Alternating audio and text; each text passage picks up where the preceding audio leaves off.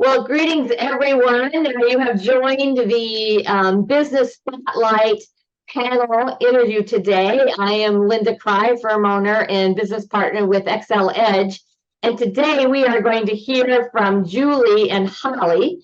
And so I'm going to ask them just to introduce themselves a bit and tell us a bit about their business. So either Julie or Holly, which one's going first?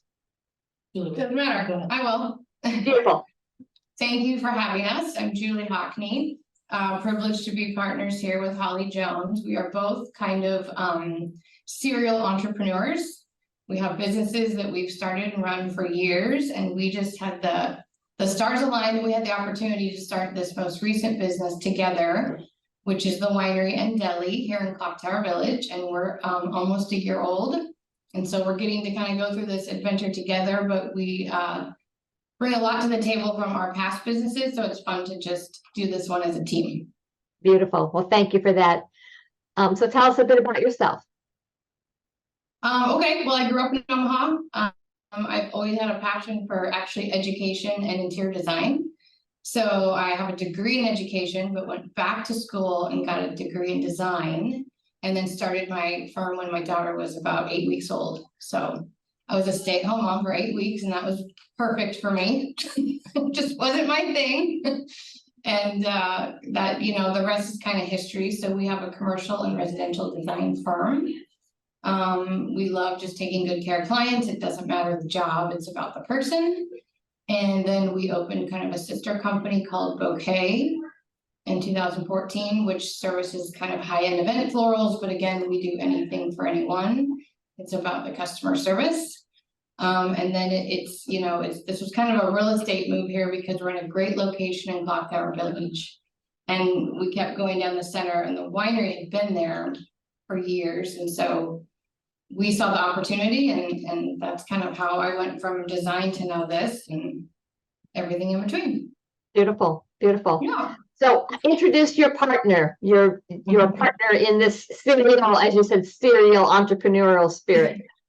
This is Holly Jones, and Holly Jones is, I always say, her the top female broker in Omaha and retail That's nice. Yeah. sales. So She is, and she can tell you a little bit about her history and kind of how we got to this point. yeah, so again, like Julie said, thanks a lot for having us. It's really a privilege to get to talk about our business. We are, as you can hear from Julie speaking before, really passionate about customer service and providing services to people that make them happy and enjoy life in general. But my past is I'm about a 20-year veteran now in the commercial real estate industry.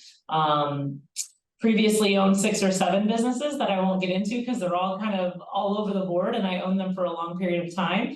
But my most recent endeavor is I've been in the commercial real estate business for a very long time, specializing in retail.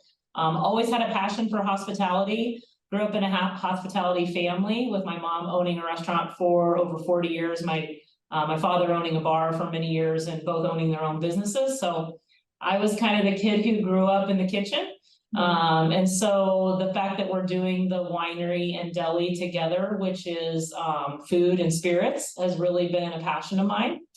I am an Iowa kid, so don't hold that against me. I'm an Iowa kid, graduate of Iowa State University, moved back to Omaha in the late 90s and have been here ever since. I'm a mother of one 18-year-old daughter who actually helps us in the business. So that's been really exciting.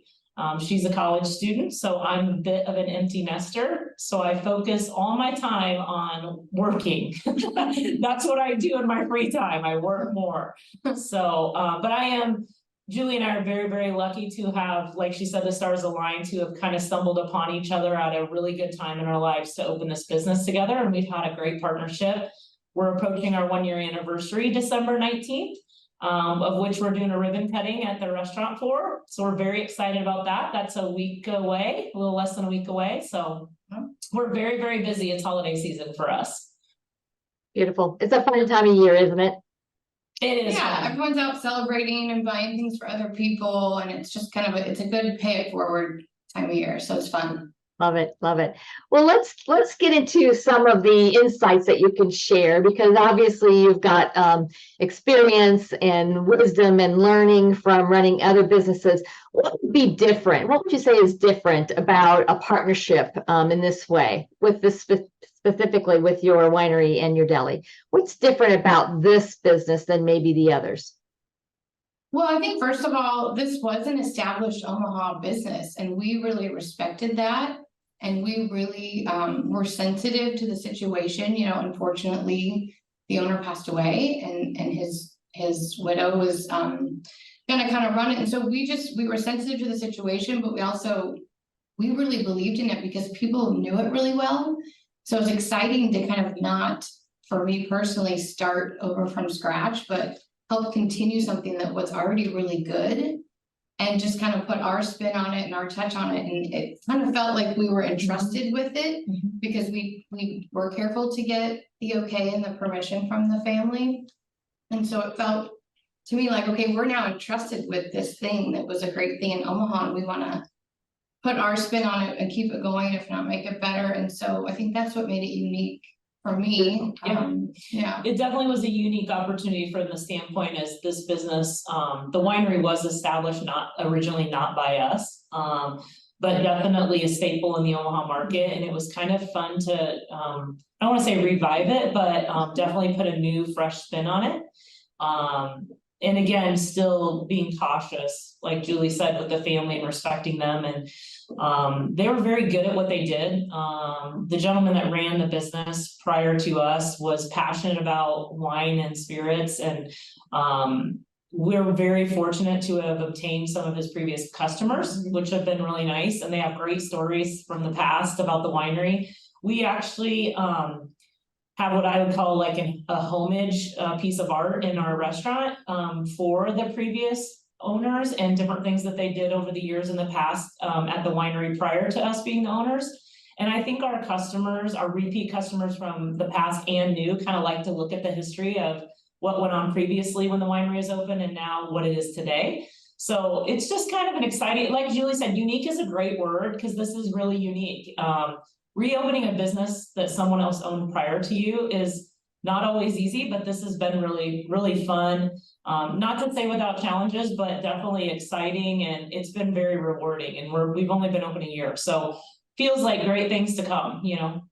That's awesome. And you've been open a year, right? So you have a year of experience to build upon. I love that. You mentioned, both of you, in your introductions, about the importance of the service experience. And that experience is the marketing, right? That is the story out there. So you've got some great history to build upon and respect, and now it's yours to embrace and carry forward. Tell us about that. What is the experience that you're trying to create, and how do you go about ensuring that it's consistent for your clientele? Yeah, so I will tell you, I'm probably in the business more operationally than Julie. Julie handles a lot of the sales and marketing piece. That's our roles within the partnership.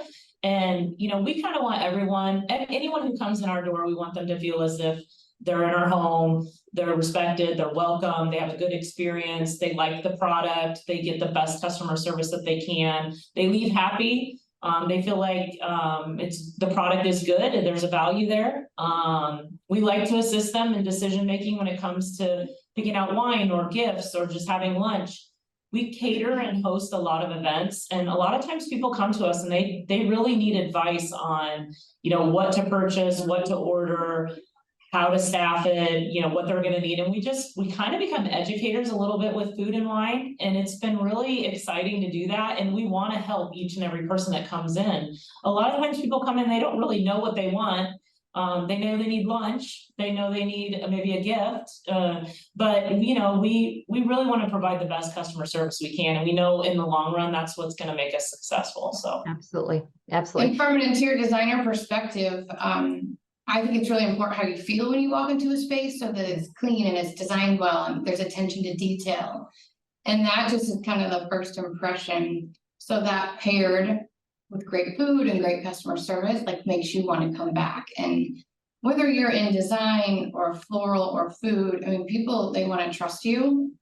and then they'll come back and they'll tell people about it. So it's just creating that, something for them to talk about is what we want to do, so that, because they're going to be our best marketing, right? We get them in, we take care of them, and then they go talk about us. Absolutely. That's the story. That's the story.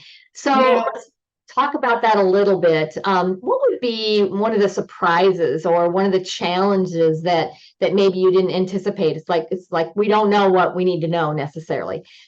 Share with us some insights that you gained this last year. Well, Holly can comment more on this, but from, like, so for bouquets, a perishable item, right? If we buy too many flowers, they die. If we buy too many pillows, we can keep them for a year. And it's same with food. It's predicting what people are going to order and eat.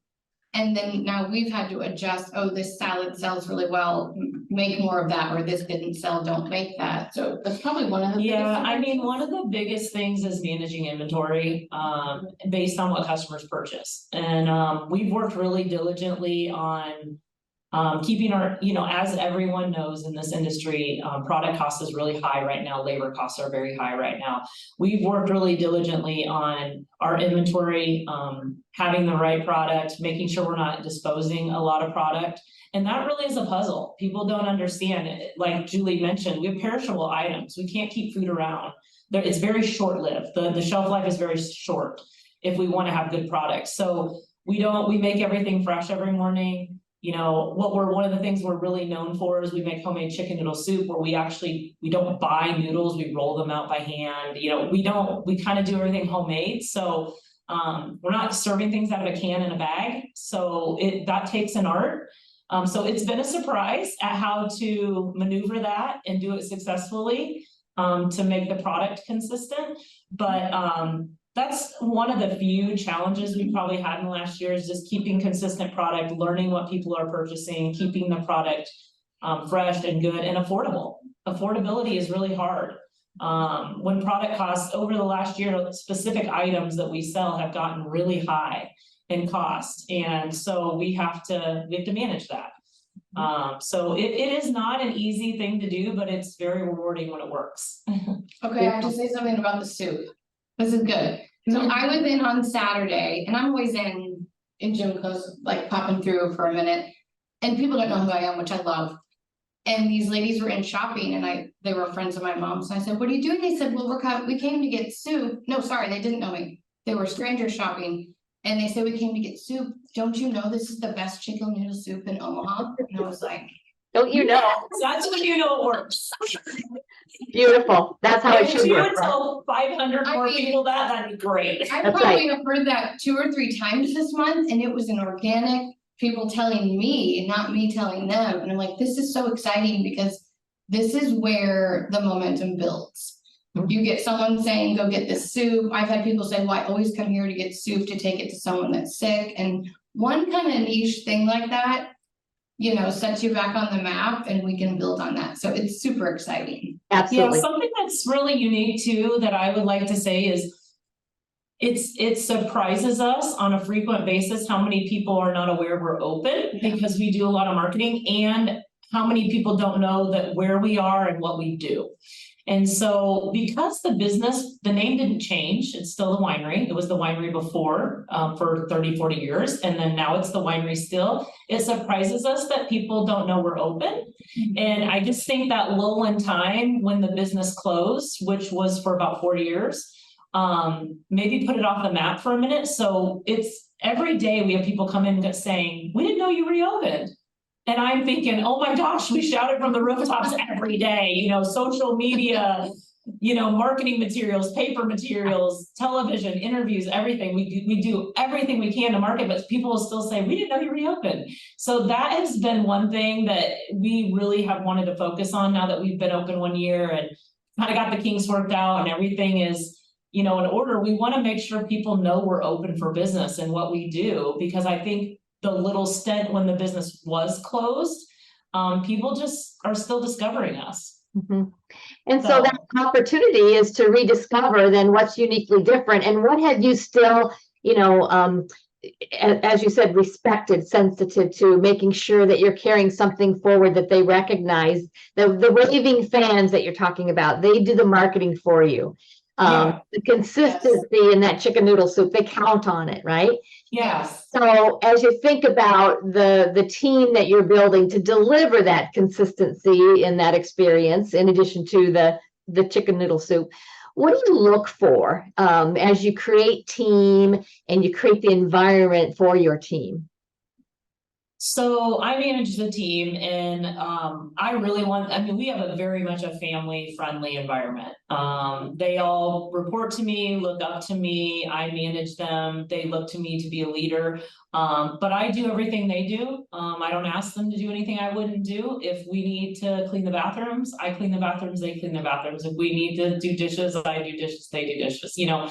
So we definitely have created a very equal environment, I'll call it. We don't have titles in our company, so there's not a cashier or a dishwasher or a cook. Everybody's just an employee. That's intentional, because I want everyone to learn everything and to be able to do every job within the business, which I think is important. I like everybody to get variety and feel like there's not one thing they do every single day. And so our environment really is probably more family driven than anything. I call them my kids.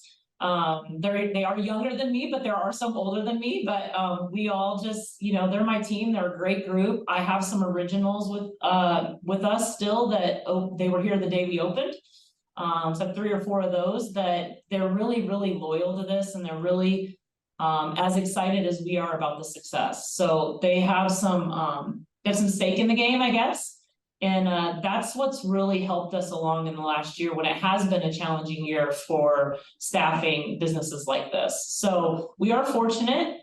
We have a lot of loyalty in our restaurant, and I'm grateful for that. Beautiful, beautiful.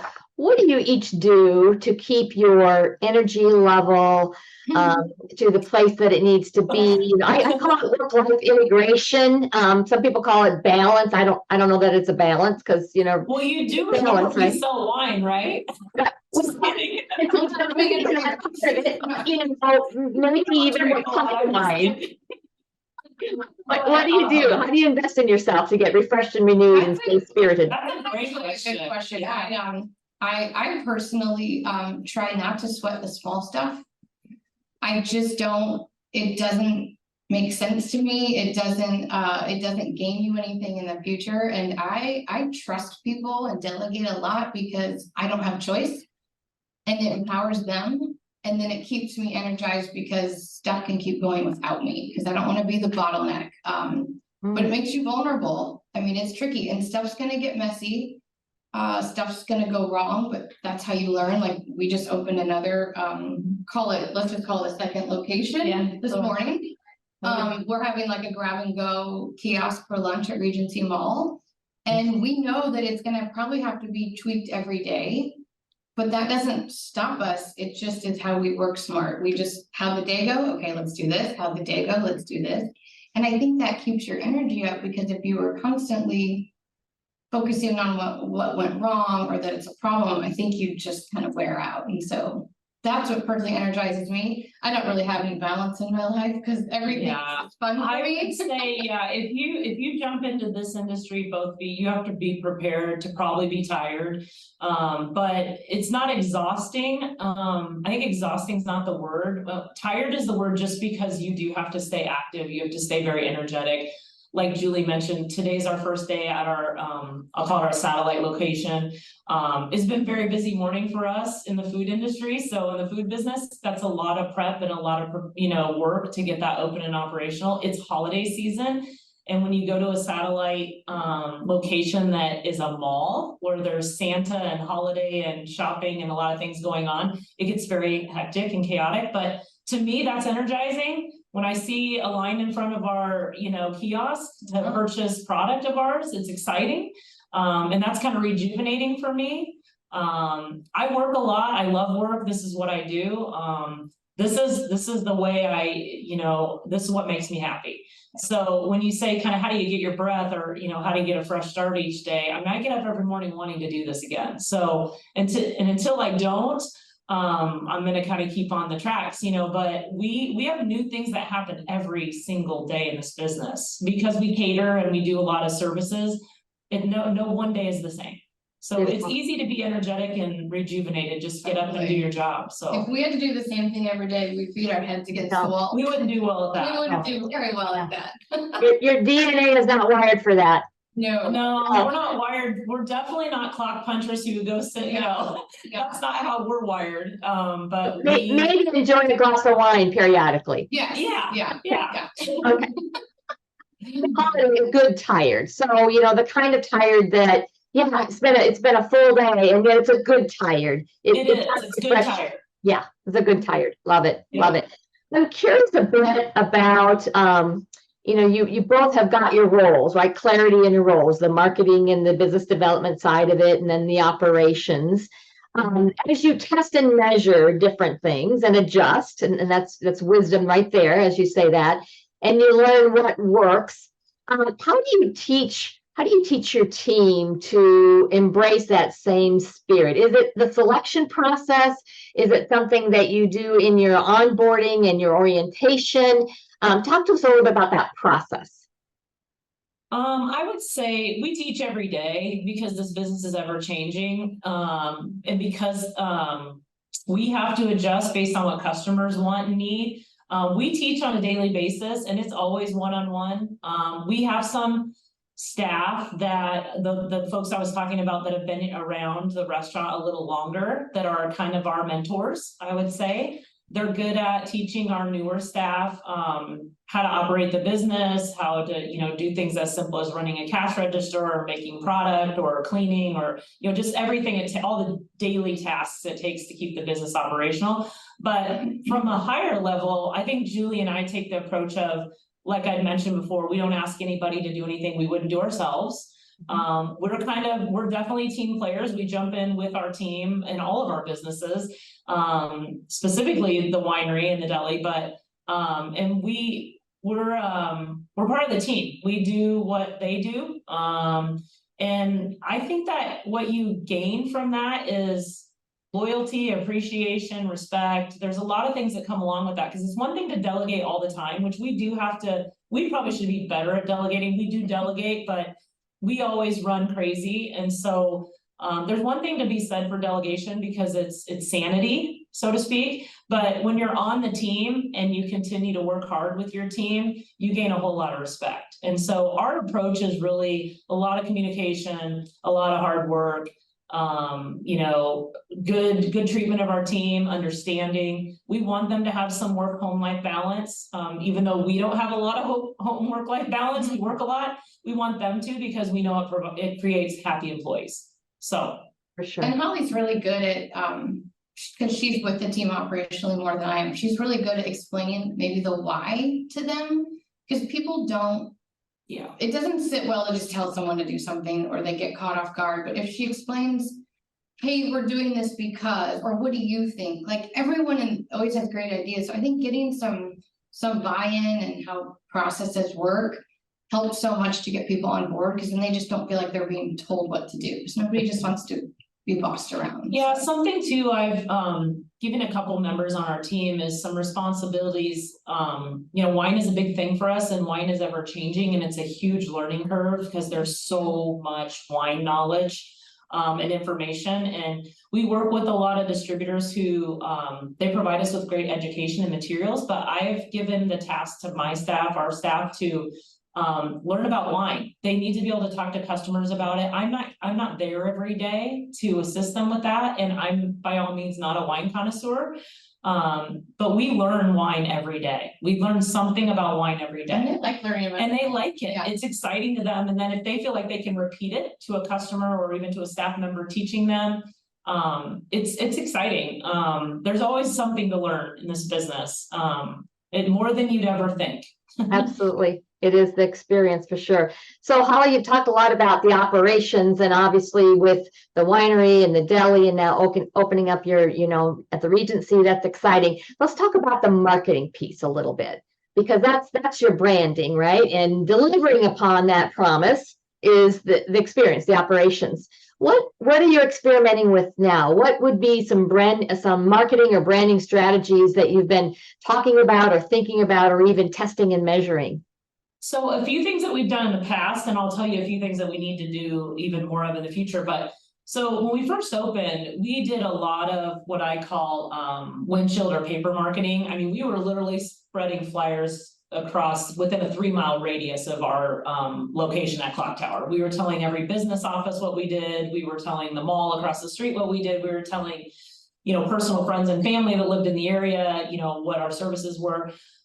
We got really smart about 3 to 6 months ago when it came to social media. We have, and you met Stephanie, and we have another individual, Stacy. Yeah. We have 2 marketing gals that they hands down can't beat them. They're great with social media. They're great with keeping us on task with things like interior signage, exterior messaging, website updates, product updates, promotions, our event calendar. I mean, without them, we couldn't do this because we don't do that. I'm operationally running the restaurant. Julie's out there getting sales and marketing, creating a lot of energy and activity around that. You have that. This takes a team. This isn't just Julie and I. But what we've learned about the marketing is social media is just unbelievably successful. And people, that's what they live for today. Technology is so huge today that everybody finds you on the internet or on the website or on social media. And so we've gotten smarter and smarter about that. And so I would say in the future, we only want to continue to be the best at that. And if that means continuing to promote, our daily suit or events we have. We host a wine club the 3rd Thursday of every month, and it's really grown. And I attribute that to social media. Without social media and our website, it would have never happened to be what it is now. And it's been great. We have live music, we have great members, they pick up wine. It's a fun social event every month. It's the same time every month. We couldn't have grew this to what it is today without the social media piece. Beautiful. Well, Stephanie is a gem, so treat her well. Hang on to her for sure. For sure. Really good. They're a gift. Love it. Love it. What would be one piece of advice, number one, that you'd give each other, and that number 2, that you'd give anybody that be tuning into this recording? Ooh, piece of advice. Piece of advice. Tuning in. I mean, I don't know that I have great advice that I would give to Julie specifically because we share information 100 times a day, so we know what our, how we operate. But I do think some advice or even just a message I would maybe give to the outside public about us and how we operate and just the restaurant business in general. It is a very, very hard business. And I hate to say it's a thankless thing because it's not, it's a thankful job. But it's difficult to do. I think people have the perception that people who own restaurants, like restaurateurs like us, that we just make a ton of money. That's not what happens. There is very small margins on food and alcohol, but we have really worked hard at trying to figure it out. We are very new. I think this takes time. We didn't get into this with the anticipation that we were going to be rich overnight. We see the long-term goal here and what it's going to take to be in business, not just 2 years from now, but 5 years and 10 years and 20 years from now. And you got to put some perspective around that. I mean, year 1 is a very hard year, and we now have that behind us. And I'm grateful for that. I think we've learned a lot. I just really am looking forward to making the upcoming years better with all the knowledge that we've received just in our first year of business. So to the outside world, I ask that everyone gives us a chance. I think we're doing what we can to make this the best we can for the outside world. We're very much giving people. We are big into customer service, big into giving people of need for people of need, big into participating in charitable things. We love all that. Good for the community, good for us to be here. We think it's the long-term play. And we just encourage people to come see us, check us out, give us one chance. Yeah. And we like constructive criticism. We only learn if you tell us what we did right or wrong. So we're pretty open-minded. Beautiful. Collecting that kind of information from your customers, right? And having them want you to get better and their Yeah. willingness to help you get better. That's what we want, all of us. Yeah, and we want a supportive community. We want everyone to support us. We do the buy local. Our distributors are local. I mean, we tried really, really hard to support Omaha and Nebraska in general. And we just ask that they kind of pay it forward and come see us and check us out and use us if they have a catering job or want wine or need gifts or whatever that is. And we love the criticism. We don't know what we don't know. So Absolutely. Help us get better. So Yeah. how do we find you? So how do we find you, your physical location, and then where do we find you in social media? Great question. So we're located in Clocktower Village, which is just east of Westroads Mall. Our exact address is 741 North 98th Street.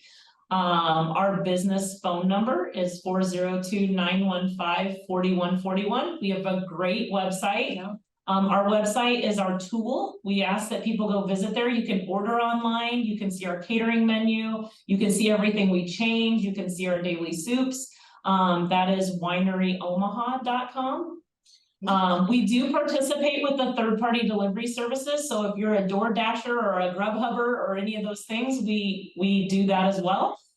We also deliver food, and there's no minimum. A lot of times there's minimums and when we'll deliver sandwiches, but we also deliver. I don't think we're going to be the next Jimmy John's, but I think we like to accommodate to our customers. So we do deliver, which I don't think people know. And I will say, we just priced ourselves against Jimmy John's and we were less expensive. So to have fresh, homemade, local food, I mean, if you work at your office and you have the person that brings in lunch, go tell them, hey, call the Winery and Deli. It's affordable and it's get out of the box of the things you've been using in a rut, like get something fresh and local, and they'll be so happy they did. And work with a company that gives back to the community, because when you get better, our communities get better. Yes. That's what our mid-sized and small companies do, right? We invest back in our own, which is creating world abundance right there in Omaha. Love it. Yes. Love it. Yeah. Well, ladies, this has been fun. Absolutely. I'm going to come and check you out. Please, Yeah, I was just gonna say, you gotta come in. Well, we've got to come in and we've got to host an event there. So we like to have business and brews. And so we're going to figure something out together. Awesome. That's awesome. Yes, Awesome. thank you. All right. Well, thank you for today and for sharing your insights and your energy. And we definitely will come and find some spirits. Thank you so much. Nice to meet you over the screen.